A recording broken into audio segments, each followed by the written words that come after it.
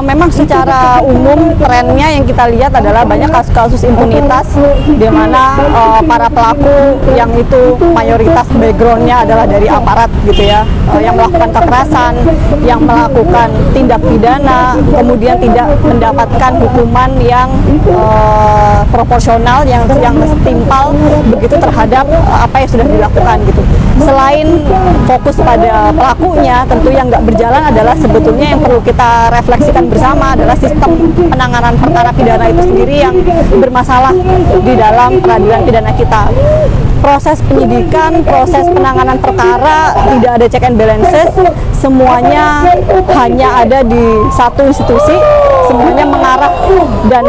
hanya ditekankan pada satu institusi, yaitu sisi kepolisian di tingkat penyidikan. Padahal ini adalah proses yang paling penting untuk bisa membangun kasus, untuk bisa menentukan arah kasus ini terbukanya itu seperti apa, siapa pelakunya sebenarnya, apa motif sebenarnya, apa bukti-bukti yang mendukung sebenarnya. Dan selama ini itu semuanya adalah kerja di satu institusi. Setelah itu selesai, setelah itu sudah jadi barang, begitu baru masuk di kejaksaan, baru masuk kemudian ke pengadilan gitu, dan disidangkan dalam pengadilan. Tapi semua proses ini baik kejaksaan sampai pengadilan semuanya itu ikut dari apa yang sudah dibungkus dan diskenariokan, yang disiapkan oleh pada masa penyidikan ini. Dan akhirnya ketika ada kemungkinan bukti-bukti atau mungkin ada fakta-fakta lain yang itu harusnya digali, itu menjadi susah untuk bisa di follow up lagi, untuk bisa dibuka lagi pengadilannya, karena trennya yang tadi selama ini hakim ngikutin semua yang ada di berkasnya kepolisian gitu, dan itu yang secara sistem yang bermasalah, yang akhirnya banyak menimbulkan ketidakadilan, ada banyak orang yang harusnya diperiksa atau mungkin minta dicari buktinya yang lebih akurat, yang lebih konkret, tapi tidak dilakukan karena acuannya adalah dari berkas polisi yang itu selalu menjadi yang dibahaskan dalam sampai persidangan dan penjatuhan putusan. Ini sistem yang harus direfleksikan ulang, direvisi ulang, diperbaiki begitu ya. Harus ada check and balances, harus ada mekanisme pengawasan yang berjenjang gitu, terutama dari institusi yang lain, dari hakim, dari kejaksaan, dari jaksa begitu, untuk bisa memberikan pengawasan yang seimbang, pengawasan yang kuat di tahap penyidikan. Bukan berarti kita mau minta ada tumpang tindih, tapi memang begitulah proses check and balances atau pengawasan berjenjang itu berjalan. Itu tidak sama dengan satu kewenangan dijalankan oleh beberapa lembaga gitu, tapi satu kewenangan tetap dijalankan satu orang, tapi harus ada nih yang memonitor dan mengawasinya. Dan ini yang nggak ada di dalam sistem hukum acara pidana kita sekarang, dan itu yang harus diubah. Kalau gitu bisa diberikan contoh misalnya yang menjadi korban dari sistem. Yang paling terkenal mungkin Kanjuruhan ya Pak, yang paling terkenal tragedi Kanjuruhan. Kita tahu itu ratusan korbannya, tapi yang akhirnya dipidana begitu ya, yang mendapatkan hukuman pidana, yang diproses pidana bukan dari pelaku-pelaku lapangan, pelaku-pelaku yang ada di lapangan, yang itu mereka bertanggung jawab secara langsung terhadap tindak pidana itu, terhadap korban tersebut. Nah, ini yang menunjukkan bahwa secara proses peradilan pidana ini masih belum adil gitu, dan ada mungkin faktor-faktor politik yang ada di luar sana. Kita tahu Kanjuruhan sangat menyita sekali atensi publik begitu, banyak kepentingan di situ, ada dalam ekosistem turnamen sepak bola yang kita tahu masalahnya dari korupsi, dari mafia, dari semuanya ada di situ, dan kemudian berujung pada tragedi kemanusiaan. Kita bisa berkalkulasi lah ya, kita bisa menghitung, ini nggak hanya soal simpel soal stadion yang pintunya ditutup kemudian akhirnya menjadikan orang nggak bisa keluar, kekurangan nafas kemudian meninggal. Enggak, ada sistem, ada mekanisme yang itu sebenarnya bisa dicegah, tapi itu tidak dilakukan, dan akhirnya karena kelalaian itu jadi tindak pidana, dan harusnya orang-orang yang jadi pelaku lapangan itu juga bisa dimintai pertanggungjawaban. Dan itu yang nggak kejadian di kasus Kanjuruhan, dan kita sangat menyesalkan sekali. Proses ini juga berulang begitu ya di banyak tindak pidana lain, penyiksaan, kekerasan kepada orang yang ditangkap, ditahan, tapi penyidiknya atau orang yang menangkapnya nggak diproses secara pidana gitu. Ini juga jadi masalah di sistem gitu, bahwa ada yang nggak beres, di lembaga institusi kepolisian ini yang harus kita sama-sama benahi. Kita ingin ke depan punya lembaga kepolisian yang profesional, yang akuntabel, yang melindungi hak warga, yang sebagai pelindung hak, yang memberikan keadilan, bukan yang bisa melepas tanggung jawab gitu ketika ada kesalahan. Iya, kalau KM 50 kan memang ada ada indikator atau ada indikasi begitu ya, bahwa si pelakunya mungkin belum ada yang harusnya diusut, harusnya dicari, harusnya digali lagi bukti-buktinya, tapi mungkin belum dilakukan gitu. Dari banyak beberapa laporan dan juga laporan-laporan dan juga penelitian dari teman-teman yang mungkin lebih detail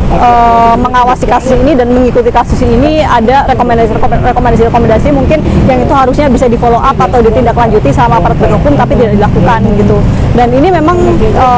ya sama ya problemnya seperti awal gitu ya, harus ada, kita harus terus pantengin, kita harus terus teriakkan gitu, karena nggak ada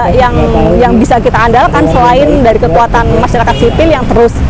mendesak, terus meminta supaya aparatnya itu bekerja gitu, karena secara sistem itu nggak jalan, jadi akhirnya kita yang harus ngoyo gitu untuk minta keadilan itu. Jadi secara garis besar isunya sebenarnya lebih ke situ sih, supaya lebih mendengar lagi nih, ada peluang pembuktian lain, ada peluang bukti-bukti lain yang harus digali, ada kemungkinan mungkin pelaku lain yang harus dimintai pertanggungjawaban, dan kemungkinan itu ya harus di follow up sama penyidik, sama penegak hukum. Kedua kasus tadi yang menyita perhatian publik, kira-kira ada nggak dugaan bahwa dua kasus itu memang ada kesengajaan atau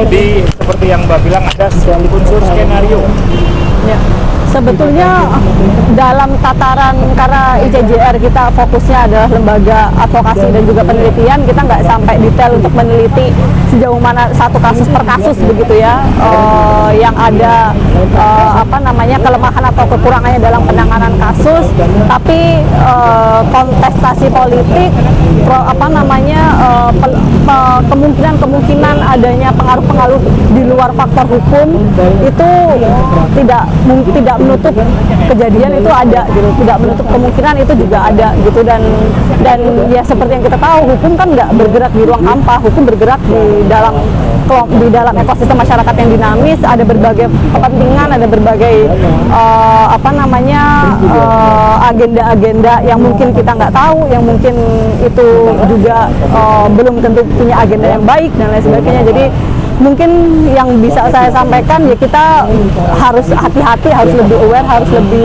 lebih bisa jeli gitu ya, untuk melihat kemungkinan faktor-faktor di luar hukum itu.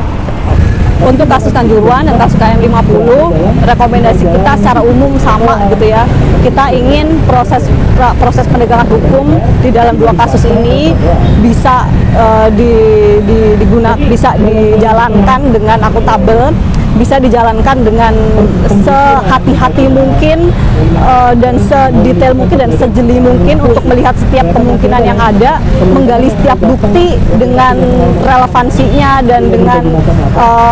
peluang terbukanya fakta-fakta baru yang itu mungkin sekarang publik belum tahu, atau mungkin di persidangan belum ada, atau mungkin di dalam berkas penyidik belum ada. Dan hal itu ketika ada laporan dari masyarakat, ketika ada satu aja indikasi fakta lain yang itu bisa mengarah kepada membuka fakta baru, atau mungkin ada pelaku lain yang itu harus diusut, atau mungkin ada pelaku yang dia diproses tapi ternyata bukan pelaku sebenarnya gitu, dan supaya dia memastikan kita keadilan itu bisa diberikan, dijamin, maka penegak hukum, aparat penegak hukum mulai dari penyidik, penuntut umum, jaksa, dan juga advokat yang juga mendampingi bisa secara profesional menanggapi dan juga menjalankan proses-proses penegakan hukum dengan lebih akuntabel, dengan lebih berperspektif pada hak-hak orang-orang yang juga menghadapi proses peradilan pidana ini, sehingga tercipta tidak hanya korban dan juga pelaku gitu ya, kemudian tapi masyarakat yang juga mungkin berdampak pada kedua kasus ini, keluarga korban misalnya, karena misalnya kasus tragedi Kanjuruhan ada berapa ratus yang mereka kehilangan anggota keluarganya, yang itu juga penting untuk bisa diperhatikan kepentingannya dan didengar gitu, mengenai dampaknya terhadap kasus ini, kemudian apa saja bukti-bukti yang akhirnya itu mengarah pada proses-proses yang baru, fakta-fakta yang baru yang terus digali, maka aparat dan juga hakim dan proses penegakan hukum wajib untuk menggali itu untuk demi kebenaran material, tujuan dari proses pidana itu sendiri untuk mencari sebenar-benarnya fakta dan sebenar-benarnya kejadian untuk dan mencapai keadilan. Kasus Kanjuruhan dan kasus Kanjuruhan ada optimisme bahwa negara akan menghadirkan keadilan nggak? Untuk kasus Kanjuruhan dan kasus KM 50, kita berharap kita harus optimis ya di dalam hidup yang dengan ketidakpastian ini. Kita ingin optimis pada suatu hari nanti, walaupun mungkin nggak sekarang, tapi mungkin bisa seminggu lagi, sebulan lagi, setahun lagi, berapa tahun lagi ada keadilan yang terungkap, bahwa para korban, para pihak-pihak yang berdampak bisa mendapatkan keadilan, dan untuk itu proses pidana untuk itu selalu bisa dibuka terus kan. Jadi ketika ada bukti baru bisa mengajukan PK, ketika ada fakta baru dan itu harus digali, maka itu terus bisa kita upayakan gitu ke depan. Jadi harapannya kita masih harus tetap optimis karena prosesnya masih mungkin untuk bisa berlanjut dan masih mungkin untuk bisa memberikan keadilan bagi korban.